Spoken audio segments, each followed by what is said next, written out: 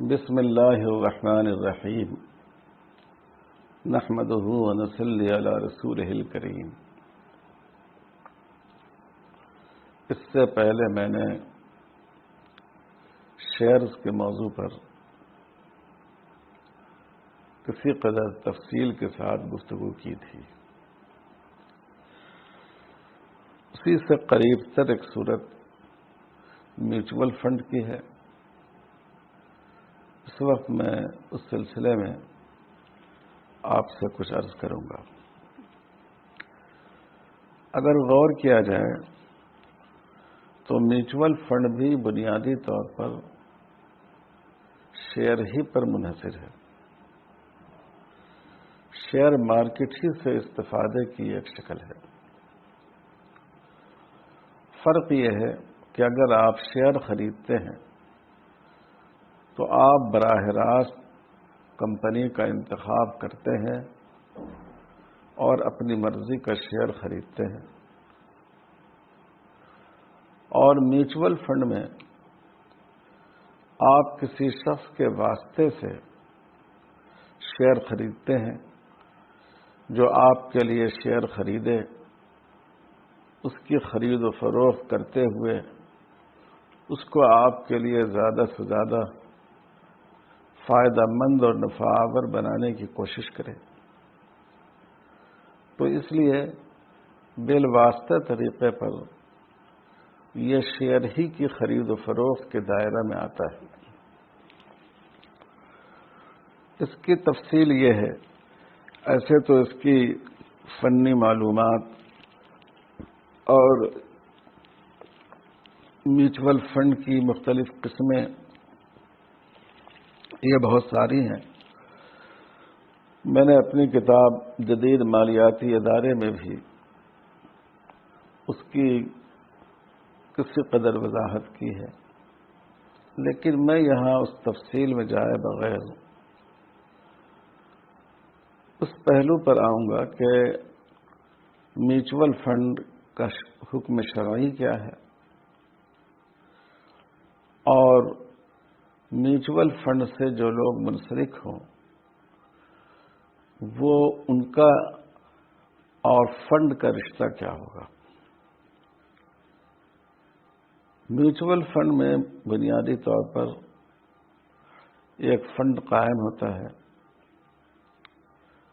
اور وہ آپ کے لیے آپ کی خواہش پر مختلف کمپنیوں کے شیئر خریدتا ہے، اور اس میں اس بات کا لحاظ رکھتا ہے کہ یہ آپ کے لیے مفید ہو۔ مثلا بعض شیئر ایسے ہوتے ہیں، شیئر کمپنیاں ایسی ہوتی ہیں جو مستحکم بنیادوں پر قائم ہوتی ہیں۔ اس کا خطرہ نہ ہونے کے درجے میں ہوتا ہے کہ وہ کمپنی بھاگ جائے، آپ کا سارا مال ڈوب جائے، اس کا خطرہ بہت کم ہوتا ہے۔ بعض ایسی کمپنیاں ہیں جو اس رسک سے خالی نہیں ہوتی ہیں، اتنی زیادہ اس کی مضبوط بنیادیں نہیں ہوتی ہیں، لیکن وہ نفع زیادہ دیتی ہیں اور اس کے شیئر کی قیمت جلدی چڑھتی ہے، اس میں اضافہ ہوتا ہے۔ تو اب فنڈ مختلف کمپنیوں سے شیئر خریدتا ہے۔ کچھ وہ کمپنیاں کہ جس میں فائدہ ہو سکتا ہے کہ کم ہو، لیکن وہ مضبوط اور مستحکم بنیادوں پر ہوں اور ان کے ڈوبنے کا خطرہ کم ہو، اور کچھ وہ کمپنیاں جو مضبوط بنیاد پر قائم ہیں، اس درجہ مضبوط بنیاد پر قائم نہیں ہیں، لیکن ان میں زیادہ نفع کی توقع ہے، جلد اس کی قیمت بڑھنے کی امید ہے، تو دونوں طرح کی ملا جلا کر وہ شیئر خریدتے ہیں تاکہ آپ کو اوسطاً ایک نفع مل جائے، بہت زیادہ بھی نہ ہو لیکن بہت زیادہ آپ کو نقصان بھی نہ ہو. تو یہ میوچول فنڈ کا بنیادی کام ہوتا ہے. یہ اب سوال یہ ہے کہ اس کا حکم کیا ہوگا. تو حکم کے بارے میں یہ بات ہمیں ذہن میں رکھنی چاہیے کہ یہ فنڈ کی کارکردگی پر موقوف ہے. اگر فنڈ نے یہ بات طے کی ہے کہ ہمیں صرف ایسے ہی شیئر لینا ہے جو شریعت سے موافقت رکھتے ہوں، تو ظاہر ہے کہ اس کا جو نفع ہوگا وہ بھی آپ کے لیے جائز ہوگا، آپ کے لیے اس شیئر کا خرید کرنا بھی جائز ہوگا. اور اگر اس میں حلال و حرام کی تمیز نہ ہو، کوئی بھی شیئر خریدتے ہو اور اتفاق سے جو حرام سرمایہ کاری پر مبنی شیئرز ہیں، جیسے شراب ہے، جیسے فلم انڈسٹری ہے، اس کے شیئر کی قیمت جلدی بڑھتی ہے. تو اگر شریعت کو خاطر میں لائے بغیر وہ سرمایہ کاری کرے گا اور جو اصول شیئر کے سلسلے میں اس سے پہلے بیان کیے گئے ہیں، شیئر کو خریدنے میں وہ اس کا لحاظ نہیں کرے گا، تو پھر یہ صورت جائز نہیں ہوگی. لوگوں کے لیے اس میں شریک ہونا، اس سے وابستہ ہونا یہ بھی جائز نہیں ہوگا. تو یہ اس کی نوعیت پر موقوف ہے. لیکن ہندوستان میں بھی کوئی ایسا میوچول فنڈ نہیں ہے جو مکمل طور پر شریعت کے مطابق کام کرتا ہو اور شریعت سے ہم آہنگ شیئرز کو خریدتا اور بیچتا ہو. اس طرح کی ایک کوشش شروع ہوئی تھی 2014 میں، جب موجودہ مودی گورنمنٹ آ گئی تھی اور حکومت نے بھی اس کو سگنل دے دیا تھا. لیکن جب اس کا نام رکھا گیا شریعہ میوچول فنڈ، تو ہمارے ملک میں کچھ ایسے لوگ ہیں جن کو اسلام کے نام ہی سے چڑ ہے، چاہے اس سے ملک کا فائدہ کیوں نہ ہوتا، تو اس کی مخالفت ہونے لگی اور اس طرح وہ بات آگے نہیں بڑھ سکی. اب ایک سوال یہ ہے کہ اگر اسلامی نقطۂ نظر سے آپ میوچول فنڈ قائم کرنا چاہیں تو آپ کس طرح اس فنڈ کو چلائیں گے؟ جو لوگ اس میوچول فنڈ میں حصے دار بنے ان کا اس فنڈ سے کیا رشتہ ہوگا؟ تو اس کی دو صورت ہو سکتی ہے. ایک صورت تو یہ ہے کہ جو لوگ میوچول فنڈ میں شریک ہو رہے ہیں وہ فنڈ کو وکیل بالاستثمار بنا دیں، ان کو اختیار دے دیں کہ آپ جیسے چاہیں اور جہاں چاہیں ہماری رقم کو استعمال کریں، بشرطے کہ وہ شریعت کے دائرے میں ہو. تو ایسی صورت میں اس ادارے کی حیثیت وکیل کی ہوگی اور اس کی اجرت واجب ہوگی جو اجرت الوکالت ہوگی، اور چاہے نفع ہو یا نقصان ہو وہ اجرت آپ کو دینی ہوگی. اور اس میں یہ بھی ہو سکتا ہے کہ میوچول فنڈ سے یہ معاملہ طے ہو کہ اگر آپ ایک مخصوص مقدار سے زیادہ نفع دیں گے تو ہم آپ کو اس پر کمیشن بھی دیں گے، انعام دیں گے. یہ بھی جائز ہے. یہ شبہ نہ ہونا چاہیے کہ کمیشن یا انعام متعین تو نہیں ہوا. اصل میں جو انعام ہے وہ از قبیل تبرعات ہے اور جہالت عقد معاوضہ میں مضر ہے، تبرع میں مضر نہیں. تو اس لیے اگر وہ متعین نہیں ہو تب بھی وہ یہ شکل جائز ہوگی. دوسری شکل یہ ہے کہ آپ فنڈ کو یہ رقم مضاربت پر دیں کہ فنڈ اس کو تجارت کے طور پر استعمال کرے اور جو نفع ہو اس میں سے وہ نفع آپ کو دے.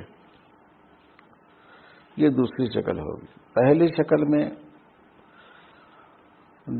جس نے اپنا سرمایہ لگایا ہے میوچول فنڈ میں، اس کو میوچول فنڈ کی کاروباری کوششوں میں دخیل ہونے کا بھی حق حاصل ہوگا، کیونکہ وہ وکیل ہے اور وکیل کا کام موکل کے دیے ہوئے اختیار اور اس کے منشے کے مطابق ہونا چاہیے. اور دوسری صورت میں جو اس کی کاروباری کوششیں ہیں اس میں آپ کو دخل دینے کا حق حاصل نہیں ہوگا. تو یہ دو شکلیں ہوں گی، یا تو وکالت بالاستثمار یا مضاربت. اس طور پر لوگ اپنی رقم میوچول فنڈ کو دیں گے اور میوچول فنڈ اس رقم کو شیئر مارکیٹ میں یا کہیں اور لگائے گا اور جو نفع ہوگا اس میں ان سب کو حصہ دے گا. جیسے شیئر مارکیٹ میں یہ سہولت ہے کہ آپ اپنا شیئر کسی دوسرے سے بیچ بھی سکتے ہیں، اسی طرح میوچول فنڈ میں بھی اس بات کی گنجائش ہے کہ آپ نے جو شیئر اس فنڈ میں حاصل کیا ہے اس کو آپ کسی اور سے فروخت کر دیں، لیکن اس میں شریعت کے اصولوں کی رعایت کرنی ہوگی. مثال کے طور پر میوچول فنڈ نے جو پیسے جمع کیے، جو لوگوں کا سرمایہ اس کے پاس آیا، ابھی وہ نقد کی شکل میں، یا کچھ لوگوں نے نقد دے دیا، کچھ کے ذمہ باقی ہے تو وہ دین کی شکل میں. تو نقد اور دین میں آپ جانتے ہیں کہ یہ اصول ہے کہ اس کو کم یا زیادہ قیمت میں فروخت نہیں کیا جا سکتا، لہذا اس کو اس کی قیمت اسمیہ پر جو فیس ویلو ہے اسی قیمت میں اس کو بیچنا ضروری ہوگا، اس میں بڑھانے یا گھٹانے کی اجازت نہیں ہوگی. دوسری شکل یہ ہے کہ اس میں صرف منافع ہوں اور آیان ہوں.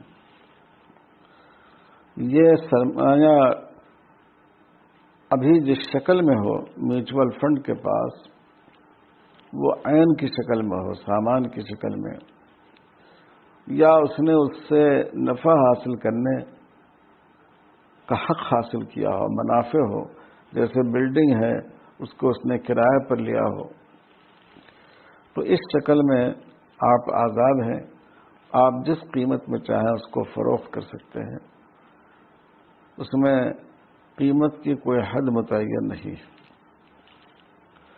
تیسری شکل یہ ہے کہ اس میں نقود بھی ہوں، دیون بھی ہوں، منافع بھی ہوں اور آیان بھی ہوں. تو نقود و دیون کو اس کی قیمت سے زیادہ میں نہیں بیچ سکتے، اور منافع اور آیان کو کسی بھی قیمت میں بیچ سکتے ہیں. تو اس صورت میں اگر آپ فیس ویلو سے زیادہ میں اس کو بیچنا چاہتے ہوں تو یہ بات ضروری ہوگی کہ آیان اور منافع یہ دونوں مل کر اس کے مجموعی سرمایے میں 51% سے زیادہ، تب اس کو زیادہ قیمت میں، یعنی تب اس کو زیادہ قیمت میں بیچنے کی اجازت ہوگی. تو یہ خلاصہ ہے کہ میوچول فنڈ میں بھی فنڈ کے واسطے سے آپ شیئر مارکیٹ میں اترتے ہیں. اگر میوچول فنڈ شریعت سے ہم آہنگ شیئر کمپنیوں کا شیئر خریدتی ہو اور اس کا نفع آپ کو دیتی ہو تو جائز ہے، اور اگر اس کی رعایت نہیں کرتی ہو تو اس میں سرمایہ کاری کرنا جائز نہیں ہے. اگر آپ خود اسلامی اصولوں پر کوئی میوچول فنڈ قائم کرنا چاہیں تو اس میں سرمایہ کاری کرنے والوں سے کا تعلق اس فنڈ سے دو طرح کا ہو سکتا ہے. یا تو اس کو فنڈ کو وہ وکیل بالاستثمار بنا دیں، وکیل بنا دیں کہ وہ جہاں چاہے رقم کو انویسٹ کر سکتا ہے۔ اس شکل میں اس کی اجرت واجب ہوگی، جو اجرت متعین ہوگی، نفع ہو یا نقصان ہو، وہ اجرت فنڈ کو دینی ہوگی۔ اور دوسری شکل یہ ہے کہ اس کو مزاربت پر دیا جائے، تو فنڈ اس کی تجارت کرے گا، اس سرمایہ کو مشغول کرے گا، جو نفع ہوگا اس میں دونوں کا حصہ ہوگا، اگر نقصان ہوگا تو سرمایہ کار پر اس کے نقصان کی ذمہ داری ہوگی۔ تو یہ اس پورے موضوع کا خلاصہ ہے۔ وصلی اللہ علی خیر خلقہ محمد وعلی آلہ وصحبہ اجمعین۔